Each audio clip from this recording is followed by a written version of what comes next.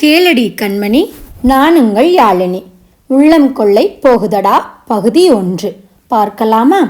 அந்த கடிதத்தை பார்த்ததும் கண் சிவந்தது கவிதாவுக்கு. முகம் கனலை அணிந்து கொண்டது. பிரிந்திருந்த கைகள் வியர்வையில் நனைந்து உடல் லேசாக நடுங்கத் தொடங்கியது. சாப்பிட வர்றையா அம்மாடி? சட்டென தன்னிலைக்கு வந்தாள். எதிரே நின்ற அம்மாவை பார்த்து சின்னதாக சிரித்தாள்.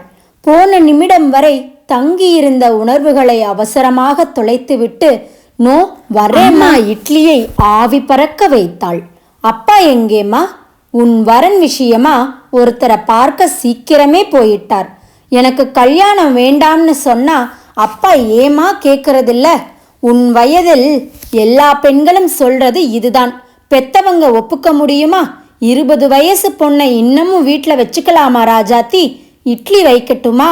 போதும்மா, தயாராகிவிட்டாள் கவிதா. அம்மா தந்த டிஃபன் பாக்ஸை கையில் வாங்கி கொண்டாள். ஏம்மா சொல்லுடா, தன் கணவனை தானே தேர்ந்தெடுக்கிற உரிமை நடுத்தர வர்க்கத்து பெண்களுக்கு உண்டா? எதுக்கு இந்த கேள்வி? பதிலை அப்பாவும் வந்த பின்னால சொல்றேன், வரட்டுமா? புறப்பட்டு விட்டாள். பஸ்ஸுக்கு நடக்கும் நேரத்தில் கவிதாவை பற்றி சுருக்கமாக தெரிந்து கொண்டு விடுங்களேன். 20 வயது கவிதா. தன் +2 படிப்பையும் ஸ்டெனோகிராஃபியையும் 18க்குள் முடித்துவிட்டு 1 வருஷம் கம்ப்யூட்டர் கோர்ஸ் படித்த பின் இதோ இப்போது தனியார் நிறுவனம் ஒன்றில் MDக்கு செக்ரட்டரி. அம்சமான கவிதாவின் விசேஷ சிறப்பு அவனது மின்னலடிக்கும் கண்களும் அரிசி பற்களும் தான். விழிகளை மெல்ல நகர்த்தியபடி சின்னதாக சிரித்தாலே போதும். கைலாசம் அன்னபூரணி தம்பதியரின் ஒரே மகள் கவிதா. கவிதாவுக்கு பஸ் வந்துவிட்டது. அலுவலகத்தில் அவள் கால் பதித்த போது நேரம் சரியாக 10. ஏறத்தாழ எல்லோருமே வந்திருந்ததிலிருந்து MD வந்துவிட்டார் என தெரிந்து கொண்டாள். தன் இருக்கையை சுத்தம் செய்ய 5 நிமிடம் செலவு செய்துவிட்டு நிமிர்வதற்குள் பஸ்ஸர் ஒலித்தது. தொடர்ந்து இன்டர்காம் எடுத்து குட் மார்னிங் சார், இதோ வர்றேன். சுருக்கெழுத்து குறிப்பு புத்தகம் பென்சிலுடன் MDயின் கேபினை நோக்கி நடந்தாள். கனமான கண்ணாடிகளை அணிந்த கர்ட்டன்களை உடுத்தியிருந்த கதவை தள்ளி திறக்க மின்குளிர் வா என்றது. Good morning Kavitha. குரலுக்கு சொந்தமானவன் மிதுன். நிமிர்ந்து பார்த்து புன்னகையால் அவனை வணங்கினாள் Kavitha. Take your seat. Thank you sir. கடிதங்களை டிக்டேட் செய்ய தொடங்கினான் மிதுன். இந்த நேரத்தில் மிதுனை பற்றியும் சுருக்கமாக தெரிந்து கொண்டு விடுங்கள். பின்னால் சொல்ல நேரம் கிடைக்குமோ கிடைக்காதோ. சக்கரவர்த்தி அசோசியேட்ஸ் என்ற அந்த தனியார் நிறுவனம் தன் ஏராளமான விழுதுகளை இந்தியா முழுவதும் பரப்பிக்கொண்டு தாய்மரத்தை தமிழகத்தின் தலைநகரில் வைத்திருக்கிறது. சகலவிதமான வியாபாரங்களும் கொண்ட ஓர் வினோத நிறுவனம் அது. தலைவர், சேர்மன் என்ற எல்லா தகுதிகளும் கொண்டவர் துவாரகநாத். அவரது 2 பிள்ளைகளில் மூத்தவன்தான் இப்போது நீங்கள் சந்திக்கும் மிதுன்.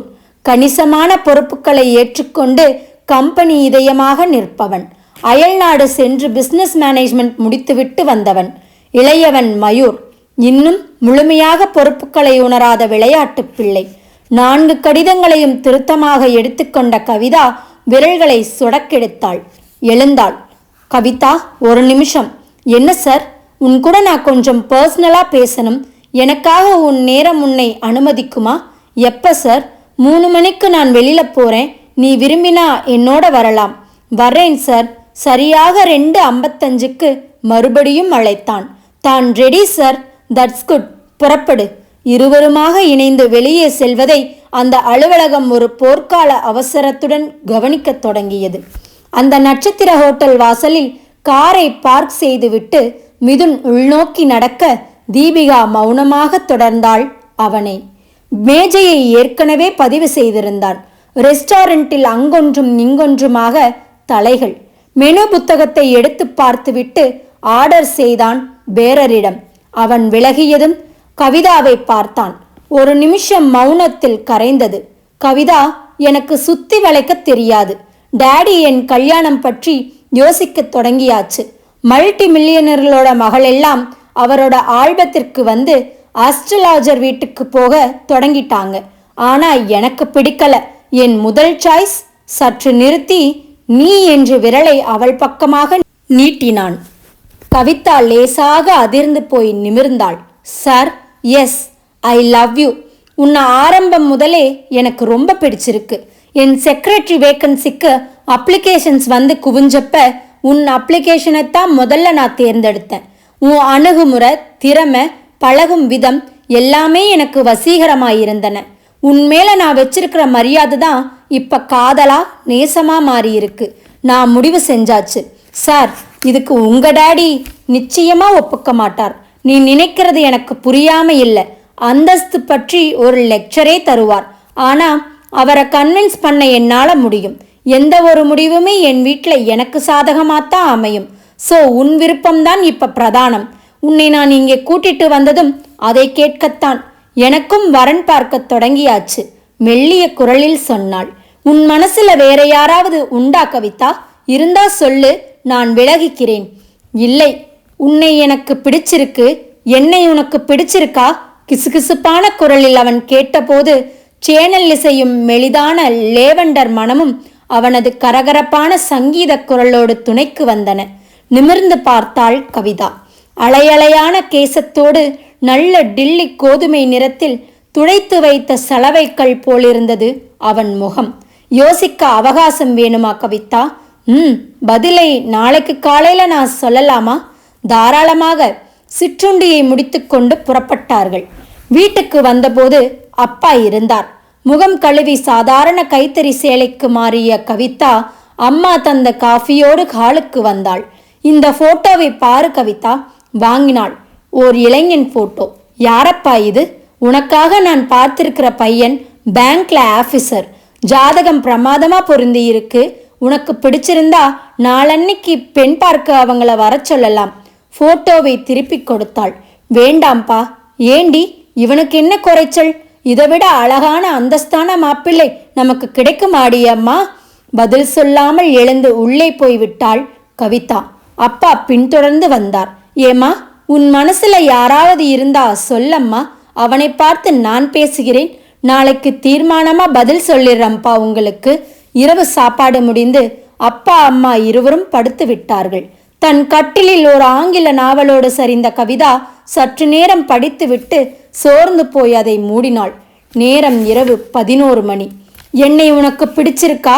வெகு அருகில் வந்து கேட்டான் மிதுன்.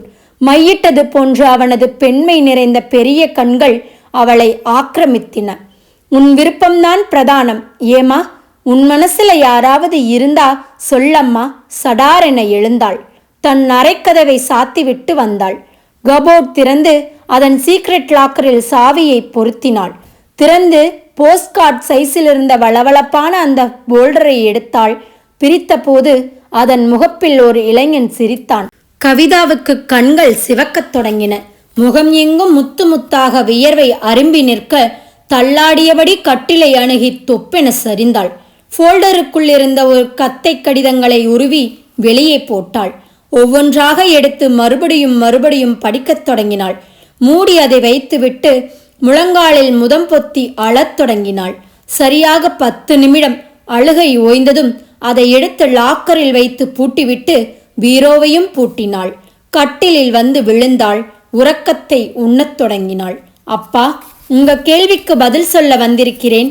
கைலாசம் கண் விழித்ததும் எதிரே வந்து நின்றாள் கவிதா. சொல்லும்மா. எங்க எம்டி மிதுனை நான் விரும்புறேன். அவரும் என்ன நேசிக்கிறார். அவரை கல்யாணம் செஞ்சுக்க ஆசைப்படுறேன் நான்.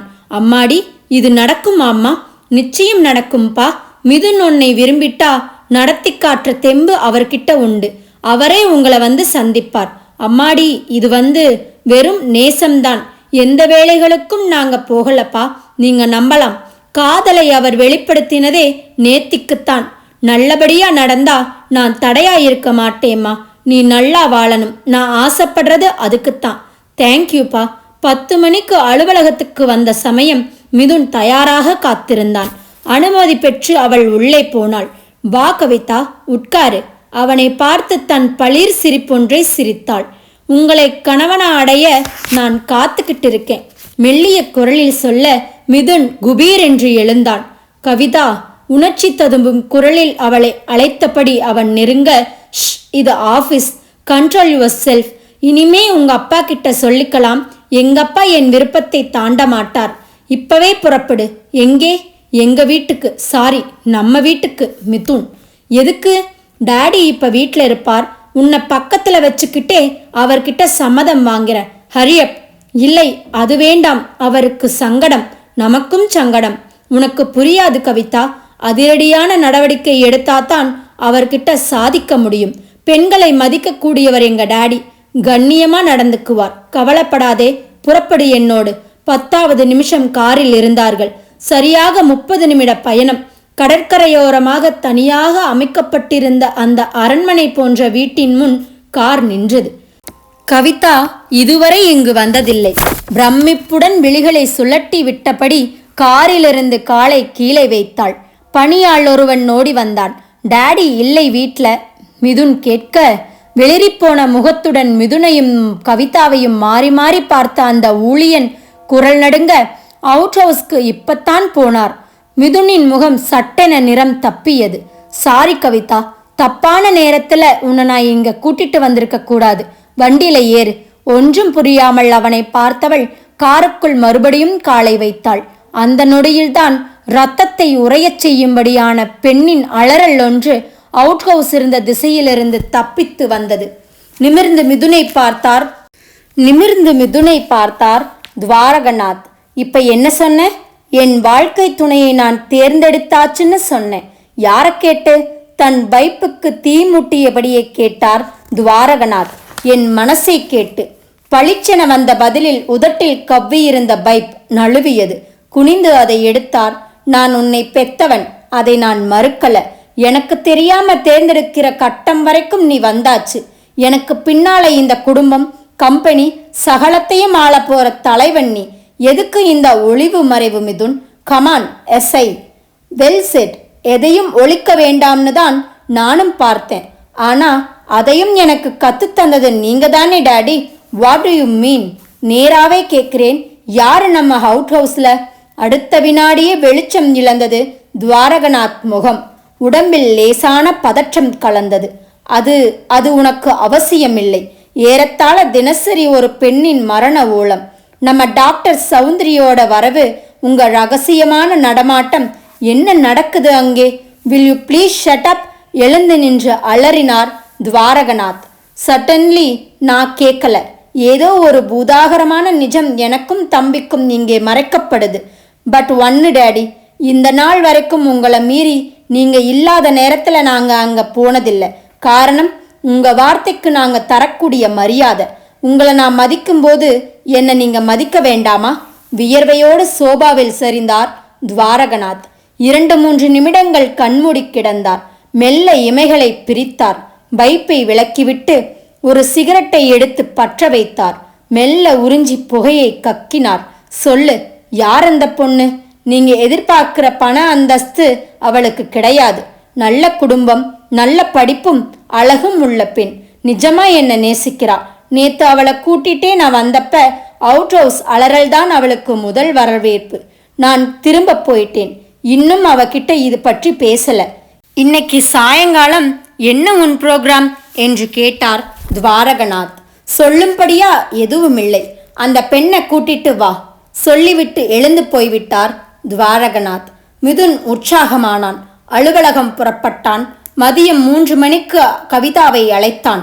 நேற்று எதுவும் அவளிடம் பேசவில்லை. அவளும் கேட்கவில்லை. பெரிய அளவில் மிரண்டு போயிருந்தாள். உட்காரு கவிதா. சாயங்காலம் எங்க டாடியை சந்திக்க போறோம். அவர் உனக்காக காத்துட்டு இருப்பார். அந்த அலறல், நோ, அது பத்தி இப்ப வேண்டாம். அது நம்ம வாழ்க்கைய சந்தோஷத்தை எந்த விதத்திலும் பாதிக்க போறதில்லை. அப்புறம் என்ன சொல்லு? சரி. போன் மூலம் தன் அப்பாவுக்கு தான் வர சற்று தாமதமாகும் என்று சொன்னான். சரியாக 6:10 நிமிடங்கள் இருந்தபோது அரண்மனை வாசலில் கார் ஓய்ந்தது. காலை கீழே பதிக்கும்போது தன்னையும் மீறி அவள் கண்கள் சற்றே மிரட்சியுடன் அவுட் ஹவுஸ் பக்கம் சென்றன. மிதுன் அதை கவனித்தான். வா கவிதா. உள்ளே நுழைந்தார்கள். Welcome my dear young lady. கரகரப்பான குரலை தொடர்ந்து சாக்லேட் நிற ஹவுஸ் கோட்டில் அவர் நின்றார் எதிரே. கை கூப்பினாள் கவிதா. உட்காருமா. சற்று தயங்கினாள். மிதுன் வற்புறுத்தவே நாற்காலி விளம்பில் மட்டும் படாதுமாக உட்கார்ந்தாள். அதற்குள் துவாரகநாத்தின் தராசு கண்கள் அவளை துல்லியமாக எடை போட்டன. என்னம்மா உன் பேரு? கவிதா. உங்க அப்பா? விவரத்தை மெல்லிய குரலில் சொல்லிக்கொண்டே வந்தாள். வெள்ளுடை சேவகன் ட்ரேயை கொண்டு வந்து டீஃபாயில் பரப்பினான். ஒரு வெள்ளி டம்ளரை கையில் எடுத்த துவாரகநாத், இந்தாமா, இதுல பால் பாயாசம் இருக்கு. நீ வீட்டுக்கு மருமகளா வரப்போற, என் கையால உனக்கு இனிப்புத்தான் தரணும். ஒரே சமயத்துல மிதுனும் கவிதாவும் குபீர் என்று நிமிர்ந்தார்கள். உன்னை எனக்கு ரொம்ப பிடிச்சிருக்குமா. என் பிள்ளை மிதுனோட செலக்ஷன் சோட போகாதுன்னு எனக்கு தெரியும். ஆனாலும் நாம் பார்த்து பேச வேண்டாமா? பாயாசத்தை டீஃபாயில் வைத்துவிட்டு சட்டென அவர் கால்களில் தொட்டு வணங்கினாள். நல்லாரும்மா, சாப்பிடு அதை. மிதுனை ஓரக்கண்ணால் பார்த்தபடி அதையும் அவனையும் ஒரு சேர பருகினாள். நாளைக்கு நல்ல நாள். நானும் மிதுனும் உங்க வீட்டுக்கு வரோம். உங்க அப்பா கிட்ட முறையா பேசுறோம். கூடிய சீக்கிரம் கல்யாண தேதி குறிக்கணும். நாணத்துடன் எழுந்து நின்றாள் கவிதா. அப்புறம் இன்னொரு முக்கியமான சங்கதிமா, ரொம்ப நாளா என் பிள்ளைக்கும் நான் சொல்லாத விஷயம் அது. நீ நேத்து வந்தப்போ ஓர் அலறல் பெண் குரல் கேட்டு மிரண்டிருப்பியே, அது பற்றின விவரம் நான் சொல்லணும். டாடி. ஆமாம் மிதுன், அவுட் ஹவுஸில் இருக்கிறது யாரும் இல்லை, உன்னோட சொந்த அத்தை. அதான் என் கூட பிறந்த சகோதரி தான். டாடி. ஆமாம், அவ புருஷன் ஒரு விபத்தில் செத்து போயிட்டான். குழந்தைகள் இல்லை. அந்த அதிர்ச்சியில் அவளுக்கு பைத்தியம் பிடிச்சிருச்சு. நானும் எத்தனையோ டாக்டர்களை பார்த்தாச்சு. சில லட்சங்கள் கையை விட்டு போனதுதான் மிச்சம். அவ பைத்தியம் இன்னும் அதிகமாகி இப்ப முத்தி போச்சு. சங்கிலி பூட்டி மூடின கதவுக்குள்ள சிற வைக்கிற அளவுக்கு நிலைமை விபரீதமாயிருக்கு. டாக்டர் சௌத்ரி வந்து ஊசி போட்டும் அவளோட அலறலை பல சமயம் கட்டுப்படுத்த முடியறதில்ல. குழந்தைங்க நீயும் மயூரும் மனசுக்கு சங்கடம் வரக்கூடாதுன்னு இத்தனை நாள் நான் சொல்லலை. டாடி. ஆமாம்ப்பா, இனி இந்த வீட்டில் ஒளிவு மறைவு கூடாது. ஏன்னா என் மருமக வரப்போறா பாரு. அதனால சற்று பரவசத்துடன் அவரை பார்த்தான் மிதுன். சாரி டாடி, நான் எதுவும் தப்பா பேசியிருந்தா என்னை மன்னிச்சிடுங்க. நீ புறப்படுமா, இருட்ட தொடங்கியாச்சு. மிதுன், குழந்தைய நம்ம வண்டியில கொண்டு போய் டிராப் பண்ணிட்டு வா. நாளைக்கு நாங்க வர்றோம்னு உங்க அப்பா கிட்ட சொல்லுமா. வீட்டுக்கு வந்து சகலத்தையும் ஒப்பித்தாள் கவிதா. கைலாசம் சந்தோஷத்துடன் கேட்டுக்கொண்டிருந்தான் அவள் பேச்சை. என்னங்க? சொல்லு பூரணி. அவங்க லட்சாதிபதிங்க. அந்த வீட்டில் ஒரு பைத்தியம், அதுவும் வாழாம போன வீட்டு பொண்ணு. வேணுமா இந்த சம்பந்தம்? இதை பாரு பூரணி, இனி நாம தடுக்கக்கூடாது. அதுக்கு நமக்கு உரிமையும் இல்லை. 2 பேரும் ஆசைப்பட்டாச்சு. அந்த பணக்காரனே இத்தனை நாள் சொல்லாத ஒன்ன சொல்லியாச்சு. அத்தை வாழலன்னா அவள் விதி. அதுக்கும் நம்ம பொண்ணுக்கும் என்ன தொடர்பு? சரி, நான் தடுக்கல. நாளைக்கு அவங்க வரட்டும்மா. ஏறத்தாழ இது ஒரு நிச்சயதார்த்தம் மாதிரி நான் ஏற்பாடுகளை செய்யணும். அப்பா பரபரப்பானார். கவிதா கனவுகளில் மிதக்கத் தொடங்கி விட்டாள். மறுநாள் மாலை சொன்ன நேரத்துக்கு 10 நிமிடம் முன்பாகவே படகுக்கார் அந்த தெருவை அடைத்து கொண்டு நிற்க துவாரகநாத்தும் மிதுனும் இறங்கினார்கள். அதிலிருந்து வரவேற்பு, பரஸ்பர அறிமுகம், உபசரிப்பு என்று சகலமும் தொடர கைலாசத்திற்கு அவர்களை மிகவும் பிடித்துவிட்டது. துவாரகநாத் தன் கையோடு கொண்டு வந்திருந்த பட்டுப்புடவை, வைர மூக்குத்தி, கல் அட்டிகை சகலத்தையும் வெள்ளித்தாம்பளத்தில் வைத்து கவிதாவிடம் ஒப்படைத்தார். நாங்க புறப்படுறோம் சம்பந்தி. உடனே முகூர்த்தம் குறிச்சிடலாம். நீங்க ஒரு காசு கூட செலவு செய்யக்கூடாது. எங்க வீட்டு மகாராணி உங்க மக. சோ செலவும் எங்களதுதான். அம்மா, நாங்க வர்றோம். கைலாசத்தின் பிரமிப்பு அடங்க வெகு நேரமாயிற்று. மளமளவென்று கல்யாண ஏற்பாடுகளை கவனிக்கத் தொடங்கிவிட்டார் துவாரகநாத். கவிதா வேலையை ராஜினாமா செய்து விட்டாள். மிதுன் ஒரு மாதிரியான பிரமிப்பில் இருந்தான். மறுநாள் கல்யாணம் என்ற நிலையில் வீடு விழாக்கோலம் காண துவாரகநாத்தின் தனியறையில் டாக்டர் சௌத்ரி. சொல்லுங்க டாக்டர், என்ன நீங்க புதுசா இந்த வீட்டுக்கு ஒரு பொண்ணு வந்தா அந்த சங்கதியை கவனிக்க தொடங்கினா? எந்த சங்கதி? Out house. அதை ஒரு மாதிரி மழுப்பியாச்சு நான். ஆனாலும் லுக் டாக்டர், நம்ம சுற்றி 1000 வில்லங்கம் இருக்கட்டும், என் பிள்ளை ஆசைப்பட்டுட்டான். அந்த பெண்ணும் அம்சமா இருக்கு. நான் எப்படி வேணும்னாலும் இருக்கலாம். ஆனா என் பிள்ளைகள் 2 பேரும் என் மூச்சு. நான் வாழ்றது அவங்களுக்காகத்தான். அவங்க ஆசையை நான் மறுக்க மாட்டேன். அந்த பெண் அவுட் ஹவுஸ் பக்கம் வரமாட்டா. அதுக்கு நான் பொறுப்பு. Then okay. டாக்டர் போய்விட்டார். காலையில் ஊரே திரண்டு வந்தது. சகல பத்திரிகைகளிலும் கல்யாண செய்தி அன்றைய காலை பதிப்பில் வெளியானது.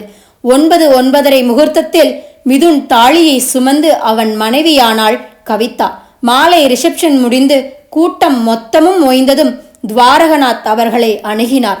மிதுன், நாளைக்கு தேனிலவுக்கு போறீங்க 2 பேரும். உள்நாடா அயல்நாடா? உள்நாடு போதும் டாடி, எனக்கு பிடிச்சது ஊட்டி. ஊட்டி குளிர் உன் உடம்புக்கு சேருமாம்மா?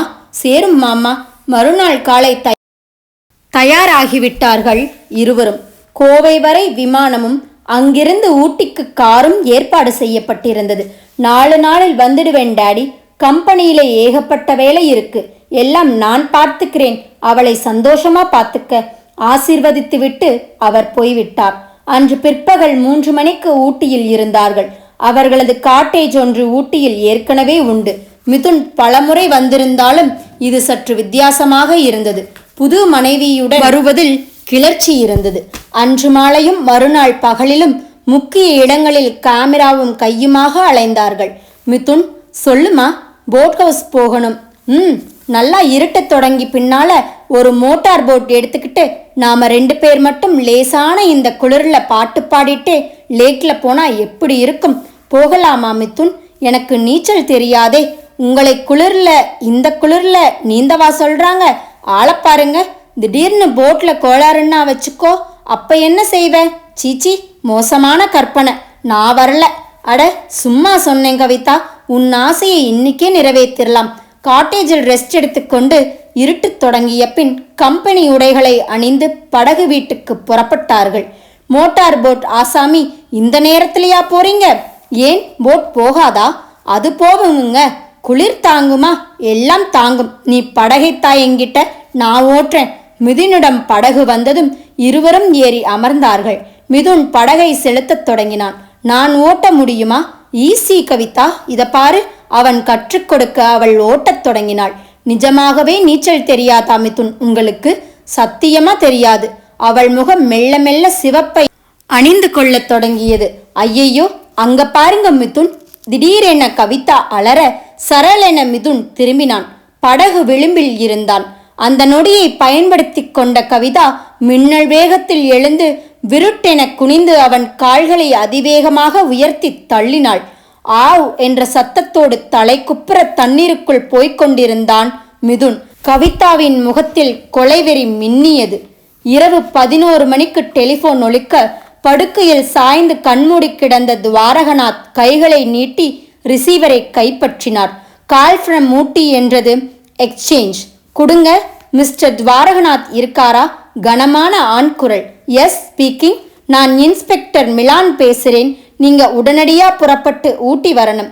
இன்ஸ்பெக்டர், என்ன விஷயம்? அவர் குரலில் பதற்றம் ஏறி இருந்தது. நேர்ல பேசிக்கலாமே ப்ளீஸ். ரிசீவர் வைக்கப்பட்டது. என்ன ஊட்டியில்? மிதுன் கவிதாவுக்கு எதுவும் ஆபத்தா? காலை விமானம் வரை காத்திருக்க முடியுமா? வேண்டாம், இப்போதே காரில் புறப்பட்டு விடலாம். அரை மணி நேரத்திற்குள் தயாராகி டிரைவரை உசுப்பி காரில் ஏறிவிட்டார். மறுநாள் நண்பகல் சமயத்திற்கு அவரது கார் ஊட்டி சேரிங் கிராஸில் முகத்தை நுழைத்து போலீஸ் ஸ்டேஷன் வாசலில் போய் நின்றது.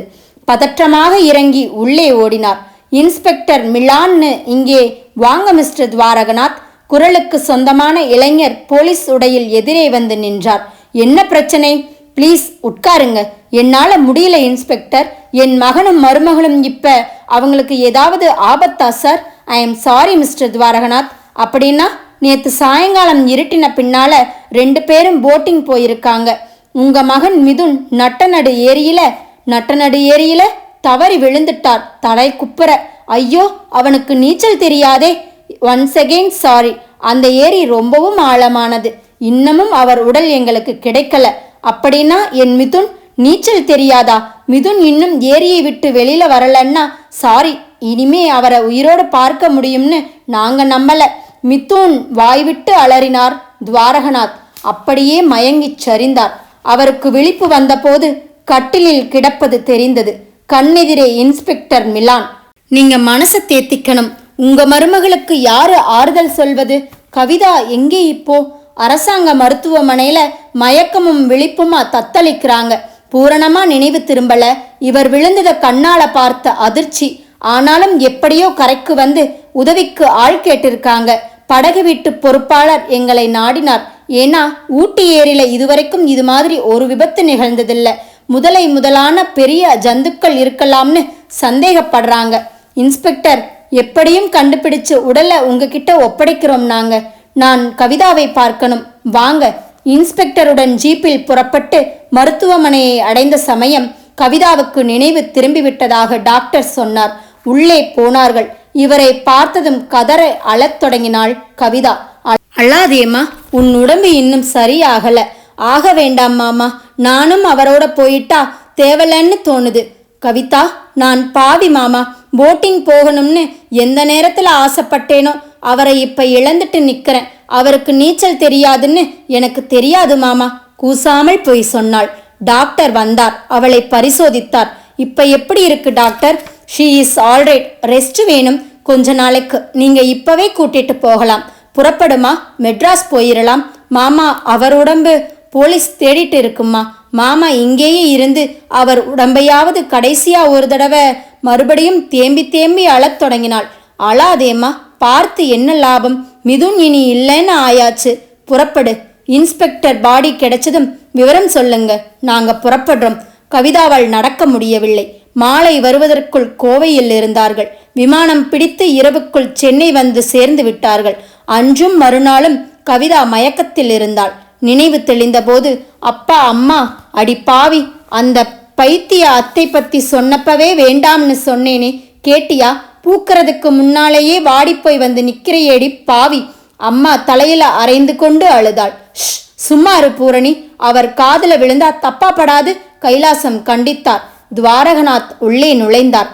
அப்புறம் சம்பந்தி, எங்க மகளை நாங்களே கூட்டிட்டு போயிடலாமா? நிரந்தரமாவா? இங்கே இனிமே யாருக்காக அவ இருக்கணும்? அம்மா கவிதா என்று கவிதாவை பார்த்தார் துவாரகநாத். நான் உன் கூட தனியா பேசணும்மா. அப்பா அம்மா நாசுக்காக அந்த இடத்தை விட்டு நகர்ந்தார்கள். மாமா, போறதா முடிவு செய்துட்டியாமா? நான் ஒரு துக்கிரி மாமா. நான் வந்த நேரம் அவர் வாழ்வே முடிஞ்சு போச்சே. தொடர்ந்து நான் இருந்தா இந்த வீடு உருப்படுமா மாமா? அவன் விதி முடிஞ்சிட்டா நீ என்னம்மா செய்ய முடியும்? அப்படி உலகம் நினைக்காதே மாமா. உலகத்தை பத்தி ஏமா கவலை? நான் நினைக்கல அப்படி. நீ இங்கே இருந்தா நான் சந்தோஷப்படுவேன். உன் உருவத்துல என் பிள்ளையை பார்த்து ஆறுதல் பட முடியும். அவன் வகிச்ச பதவி, சுமந்த பொறுப்புகள் சகலத்தையும் உனக்கு கற்றுத்தரேன். உன் துக்கம் நாள்பட நாள்பட குறையும். அப்புறம் உன் விருப்பம். சட்டென காலில் விழுந்தாள். ஐயோ, என்னம்மா நீ? உங்களை விட்டு நான் போக மாட்டேன். இனிமே இதுதான் என் வீடு. அப்பா அம்மா மறுபடியும் அழைக்கப்பட்டார்கள். விவரம் சொன்னாள் கவிதா. சரி, உன் விருப்பம். ஆயிற்று. ஒரு வார காலம் ஓடிவிட்டது. ஊட்டியிலிருந்து தகவல் வந்தது அந்த காலை நேரத்தில். அப்படியா? என்ன மாமா? மிதுன் உடம்பு கிடைச்சாச்சாம். தண்ணீர்ல ஊறி சிதஞ்சு போயிருக்காம். ஏதோ நீரடி பிராணிகள் குதறி இருக்காம். காதுகளை மூடிக்கொண்டாள் கவிதா. போலாம்மா. வேண்டாம் மாமா, நீங்களும் போக வேண்டாம். அதை நம்மால தாங்க முடியாது. அந்த கடைசி வினாடி கூட சிரிச்சுக்கிட்டேதான் தலை குப்புற தண்ணில விழுந்தார். அவர் சிரிப்பு தவிர வேறெதும் வேண்டாம் எனக்கு. போலீஸே செய்ய வேண்டியதை செஞ்சுக்கட்டும். துக்கம் கேட்க வந்த மனிதர்களின் கூட்டமும் ஓரளவு ஓய்ந்திருந்தது. மாமா, சொல்லும்மா, இனி அழுது யாருக்கு லாபம்? அவர் விட்டு போன கடமைகளை நாளை முதல் நான் தொடங்கலாமா? நீ விரும்பினா நான் உதவுறேம்மா. ஐயா, சாப்பிட வர்றீங்களா? சமையல்காரர் அழைத்தார். எங்கே மயூர்? சின்னையா செத்து போனதுக்கு அப்புறமா தம்பி சரியா சாப்பிட்றதில்ல. தான் அறைய விட்டு வெளியே வர்றதே இல்லை. திடுக்கிட்டார் துவாரகநாத். மாமா? ஆமாம்மா, அவனுக்கு தன் அண்ணன் மேல உயிர். இவன் பொறுப்பில்லாம இத்தனை செல்லமா இருக்க காரணமே மிதுன்தான். நம்ம துக்கத்துல அவனை மறந்தே போயிட்டோம் பார்த்தியா? நான் அவர் அறைக்கு போகலாமா மாமா? நீ யார கேட்கணும்? மெல்ல மயூரின் அறை நோக்கி நடந்தாள் கவிதா. கட்டுலில் குப்பர கிடந்தான் மயூர். தம்பி, தம்பி. சடாரென எழுந்தான். அவளை பார்த்ததும் அவனது துக்கம் கூடிப்போக முகத்தை வேறுபுறம் திருப்பிக் கொண்டான். நான் பேசலாமா உங்க கூட? அண்ணி, நீங்க செய்யறது நியாயமா? அண்ணி, நீங்களும் மாமாவும் துக்கத்துல இருந்தா நான் வாழ வந்து ஒரு முழு வாரம் முடியல. அதுக்குள்ள உங்க அண்ணா என்னை விட்டு போயாச்சு. அண்ணி ப்ளீஸ், உங்க அண்ணாவுக்கு உங்க மேல உயிர்னு மாமா சொன்னார். இப்ப அவர் இடத்துல நான் இருக்கேன். சாப்பிடவாப்பா. ஒருமைக்கு தாவினாள். மயூர் நெகிழ்ச்சியுடன் பார்த்தான் அவளை. என்னை நீ அண்ணியாகவோ அக்காவாகவோ எப்படி வேணும்னாலும் நினைச்சுக்கலாம். வா மயூர். சடாரென எழுந்தான். பதில் பேசாமல் அவளை பின்பற்றி நடந்தான். சாப்பாடு முடிந்ததும், பாரு மயூர், நாளையிலிருந்து பொறுப்புகளை என்கிட்ட ஒப்படைச்சிட்டு மாமா எனக்கு பயிற்சி தரப்போறார். நீயும் தினமும் என்னோட வரப்போற. ஐயோ அண்ணி, நத்திங் டூயிங். செல்லம் கொடுக்கும்போது நான் அவராயிருப்பேன். கண்டிப்புல அண்ணியா மாறிடுவேன். நீயும் கம்பெனிக்கு வரப்போற. மாமாவுக்கு மட்டும் இல்ல மயூர், இனி எனக்கும் பிள்ளை நீதானே. துவாரகநாத் கண்ணீருடன் அவளை பார்த்தார்.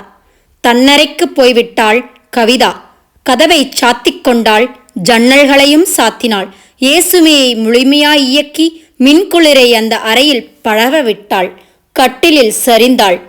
எதிரே ட்ரெஸ்ஸிங் டேபிள், அதன் மேல் ஆளுயர அலங்கரிக்கப்பட்ட கண்ணாடி. சடாரென எழுந்து உட்கார்ந்தாள்.